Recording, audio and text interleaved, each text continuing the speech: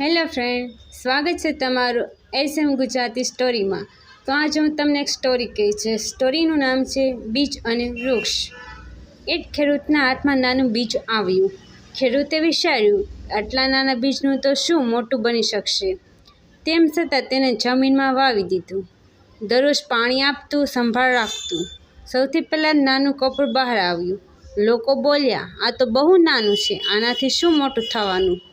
પણ ખેડૂત હસતો રહ્યો, કેમ કે એને વિશ્વાસ હતો કે ધીમે ધીમે કપૂર ઝાડ બન્યું અને વર્ષો પછી ઝાડ એટલું મોટું બન્યું કે ગામના બધા લોકોને છાંયો અને ફળ આપવા લાગ્યું।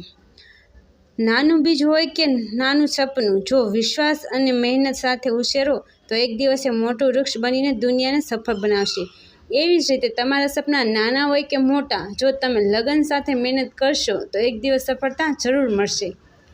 આવી સ્ટોરી જાણવા માટે અમારી ચેનલને લાઇક, શેર, સબસ્ક્રાઈબ અને ફોલો કરવાનું ભૂલતા નહીં।